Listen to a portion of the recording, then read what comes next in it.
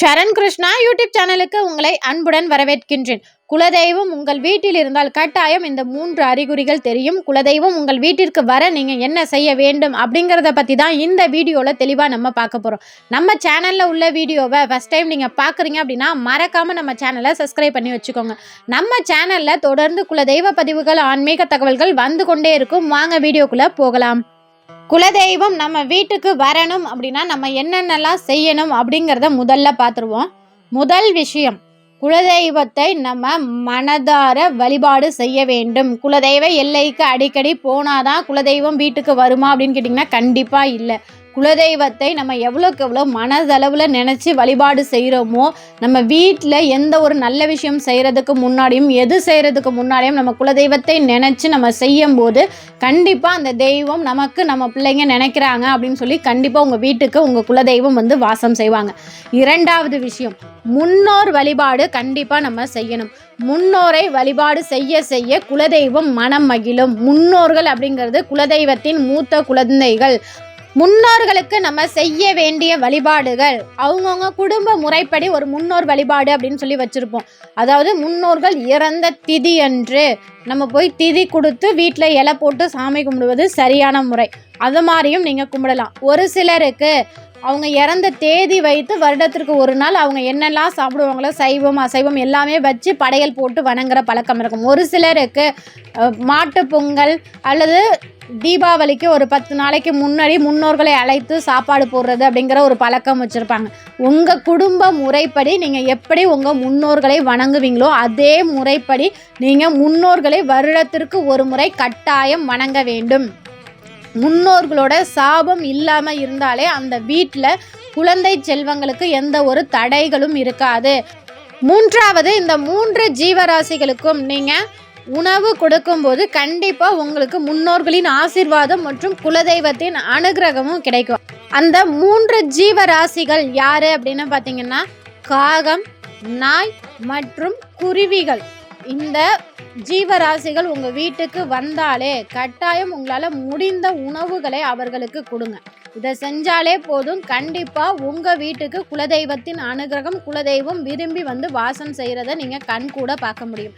இப்போ குலதெய்வம் உங்கள் வீட்டில் இருக்காங்க அப்படிங்கிறத நீங்கள் எப்படியெல்லாம் தெரிஞ்சுக்கலாம் அப்படின்னு பார்த்தீங்கன்னா, முதல் விஷயம், உங்கள் வீட்டில் பல்லி இருந்தாலே போதும். உங்கள் வீட்டில் ஒரு நல்ல சக்தி, தெய்வ சக்தி இருக்கின்றது. பல்லி சத்தமிட்டால் குலதெய்வம் மனம் மகிழ்ந்து உங்கள் வீட்டில் இருக்கின்றது அப்படிங்கிறத நீங்கள் தெரிஞ்சுக்கலாம். இரண்டாவது விஷயம், நீங்கள் வீட்டில் தீபம் ஏற்றும் போதும், அதுவும் குலதெய்வ விளக்குலாம் ஏற்றும் போது அந்த தீபச்சுடர் சற்று பெரிதாக அழகாக சுடராக எரியும் போது அந்த சுடரின் ஒளியில் நீங்கள் உங்கள் குலதெய்வத்தை பார்க்கலாம். அந்த சுடர் நல்ல பிரகாசமாக எரிஞ்சாலே நீங்கள் தெரிஞ்சுக்கலாம் நம்ம வீட்டில் நம்ம குலதெய்வம் வந்து வாசம் செய்கிறாங்க அப்படிங்கிறது.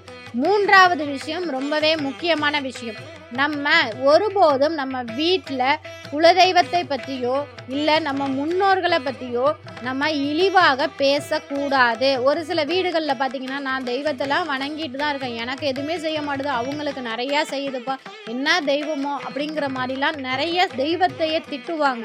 அது மட்டும் இல்லாமல் முன்னோர்களை திட்டுவது, இது இரண்டுமே நம்ம செஞ்சுக்கிட்டே இருந்தோம் அப்படின்னா கண்டிப்பாக நம்ம வீட்டில் முன்னோர்களோட ஆசீர்வாதமும் கிடைக்காது, குலதெய்வத்தின் அனுகிரகமும் நமக்கு கிடைக்கவே கிடைக்காது. மூன்றாவதாக, உங்களுக்கு குலதெய்வம் சார்ந்த அல்லது கோவில் சார்ந்த பொருட்கள் வாரத்தில் ஒரு தடவையாவது ஏதாவது ஒரு கோவில்லேருந்து பிரசாதமாக இருக்கட்டும் இல்லை குலதெய்வ கோவில்லேருந்து பிரசாதமாக இருக்கட்டும் அடிக்கடி வருவது. உங்கள் வீட்டில் ஒரு சின்ன குழந்தைகள்லாம் நல்லா விளையாடுறது. ஏன்னா எல்லா வீட்லேயும் குழந்தைங்க வந்து நல்லா விளையாட மாட்டாங்க, அடிக்கடி வந்து அழுவாங்க. அடுத்து ஒரு சில வீடுகள்லாம் பார்த்திங்கன்னா குழந்தைங்க வந்தோடனே ஏதோ பார்த்து பயந்துருச்சு அப்படிலாம் சொல்லி அழுவாங்க. இது எதுவுமே இல்லாமல் உங்கள் வீட்டில் ஒரு குழந்தை செல்வங்கள் நல்லா ஓடி ஆடி விளையாடுறாங்க அப்படின்னா கண்டிப்பாக நீங்கள் தெரிஞ்சுக்கலாம் உங்கள் வீட்டில் ஒரு தெய்வ சக்தி இருக்கின்றது அப்படிங்கிறத. குலதெய்வம் உங்கள் வீட்டில் இருக்காங்க. இப்போ வந்து உங்களுக்கு காவல் தெய்வம் அப்படின்னா ஒரு நாயோ இல்லை ஏதாவது ஒரு ஜீவராசிகள் வந்து நான் காவலாக இருக்கேன் அப்படிங்கிறது தலைவாசலில் வந்து உட்கார்றதா இருக்கட்டும். அடுத்தது, குலதெய்வம் உங்கள் வீட்டில் வந்து வாசம் செய்கிறாங்க அப்படின்னாலே உங்கள் வீட்டில் உள்ளவங்க எல்லாருமே ரொம்பவே சந்தோஷமாக இருக்கிறத உங்களால் கண் கூட பார்க்க முடியும். இப்போ இந்த அறிகுறிகள்லாம் இருக்குது, எங்கள் வீட்டில் பண கஷ்டம் இருக்கதாங்க செய்யுது அப்படின்னு சொன்னீங்கன்னா மனிதனால் சரி செய்ய முடியாத கஷ்டங்கள் ஒருபோதும் குலதெய்வம் வாசம் செய்யும் வீட்டில் இருக்காது. அது என்னங்க மனிதனால் சரி செய்யவே முடியாத கஷ்டம் அப்படின்னு பார்த்தீங்கன்னா, வீட்டில் ஒருத்தருக்கு மாற்றி ஒருத்தர் நோய் வாய்ப்படுறது, இல்லை ஏதோ ஒரு பிரச்சனை, மன அழுத்தம், மன சோர்வு, இது எதுவுமே இருக்காது. உங்கள் வீட்டில் உங்கள் குலதெய்வம் வாசம் செய்கிறாங்க அப்படின்னா கண்டிப்பாக உங்கள் வீட்டில் சந்தோஷம் எப்போதுமே நிலைச்சி இருக்கும். பண கஷ்டம் அப்படிங்கிறது பெரிய அளவில் வராது. நீங்கள் ஏதாவது ஒரு விஷயம் செய்யணும் அப்படின்னு நீங்கள் நினைக்கும் போது அதற்கான சரியான வழியை உங்கள் குலதெய்வம் காமிச்சிக்கிட்டே இருக்கும். நீங்கள் எந்த ஒரு தவறான விஷயங்களையும் செய்யாமல் தடுப்பதும் உங்கள் குலதெய்வம் தான். உங்களுக்கு எந்த ஒரு தவறும் நடக்காமல் தடுப்பதும் உங்கள் குலதெய்வம் தான். குலதெய்வத்தின் அனுகிரகம் உங்க பரம்பரைக்கே இருக்கு அப்படின்னா இந்த ஒரு அறிகுறி கண்டிப்பா தெரியும். அது என்ன அறிகுறி அப்படின்னு பாத்தீங்கன்னா, உங்க பரம்பரையில இல்ல இப்ப உங்க வீட்ல ஒரு 4 பேர் 5 பேர் இருக்கீங்கன்னு வச்சுக்கோங்க. அந்த 5 பேருக்கும் வெவ்வேறு ராசிகளாக இருக்கும். இதுல என்னங்க இருக்கு? வெவ்வேறு ராசிக்கும் குலதெய்வத்தின் அனுகிரகத்திற்கும் என்ன சம்பந்தம் அப்படின்னு கேட்டீங்கன்னா, ஒரே ராசியில ஒரு குடும்பத்துல 2 பேர் இல்ல 3 பேர் இருக்காங்கன்னு வச்சுக்கோங்க.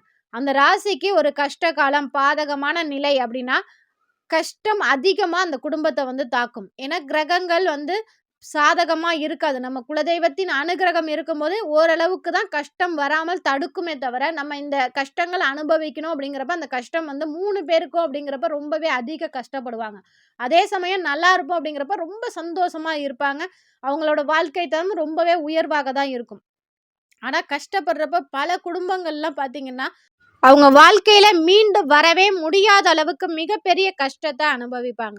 அந்த கஷ்டம் நம்ம குழந்தைங்களுக்கு வரக்கூடாது அப்படிங்கிறதுக்காக தான் பரம்பரையிலேயே உங்க முன்னோர்கள்லாம் முறையா குலதெய்வ வழிபாடுலாம் செஞ்சுட்டு வந்தாங்க அப்படின்னா, கண்டிப்பா அவங்க குடும்பத்துல ஒரே ராசியில, ஒரே நட்சத்திரத்துல, ஒரே லக்கணத்துல குழந்தைகள் பிறக்கவே மாட்டாங்க. ஒரு சில குடும்பங்கள்ல இப்படியும் இருக்கும். தாத்தா இந்த ராசி, தாத்தா இறந்துட்டாங்க, பேரனுக்கும் அதே ராசி தான் இருக்கு அப்படின்னா, கண்டிப்பா உங்களுக்கு உங்க முன்னோர்களோட ஆசீர்வாதம் இருக்கு. குலதெய்வத்தின் அனுகிரகமும் இருக்கு. இப்ப 4 பேர் இருக்கீங்கன்னா, 4 பேருக்கு வெவ்வேறு ராசிகள் இருந்தாலே நீங்க தெரிஞ்சுக்கலாம். நமக்கு தெய்வத்தின் அனுகிரகம் இருக்கின்றது அப்படிங்கிறது. ஒரு சில குடும்பங்கள்ல பார்த்தீங்கன்னா, முன்னோர்கள் இடைப்பட்டவங்க குலதெய்வ வழிபாட மறந்திருப்பாங்க. அதற்கு பிறகு யாராவது ஒருத்தவங்க கை காமிச்சு விட்டுருப்பாங்க.